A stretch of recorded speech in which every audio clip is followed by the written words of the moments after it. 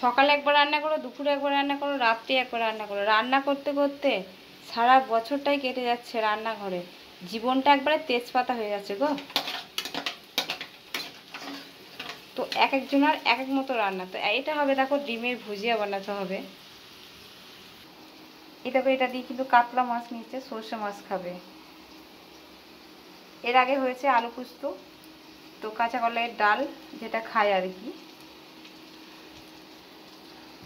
এখানে কিন্তু সব রকম মশলা পেস্ট করে রাখা আছে। তো দেখো এক একজনের এক এক মতো রান্না করতে করতে জীবনটা পুরো শেষ হয়ে যাচ্ছে। তো ডিমটা আমি ফাটিয়ে দিয়ে দিলাম।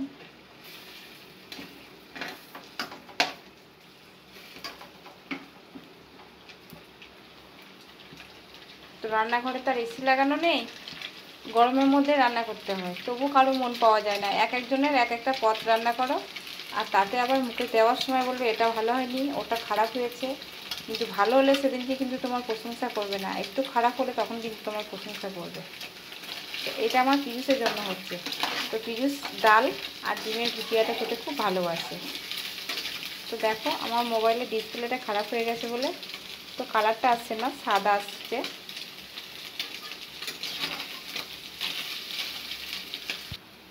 তো পিজুস কিন্তু এরকম খেতেই ভালোবাসে। তো কোনো সবজি খায় না, এই জন্য পাতলা চেহারা।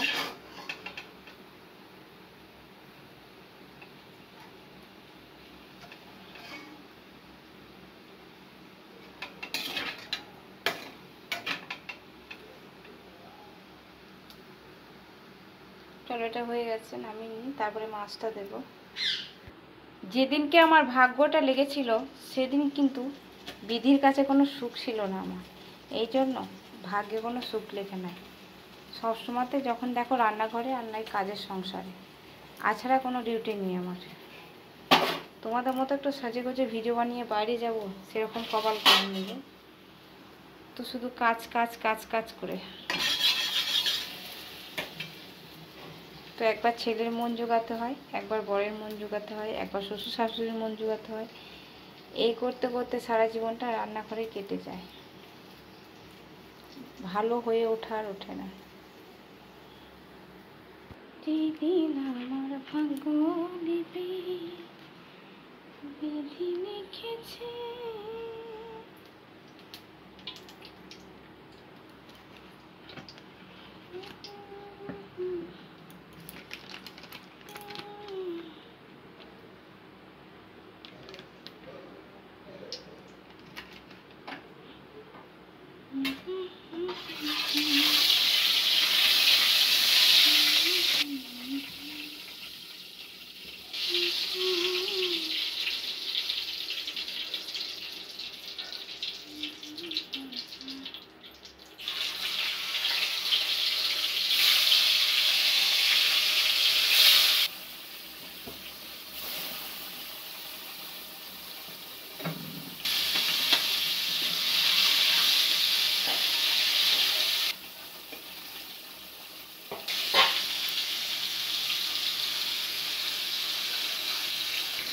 এটা কিন্তু মাছের ঝোল হবে না, তো মশলাটা দিয়ে গাঢ় সাথে দিয়ে করতে হবে।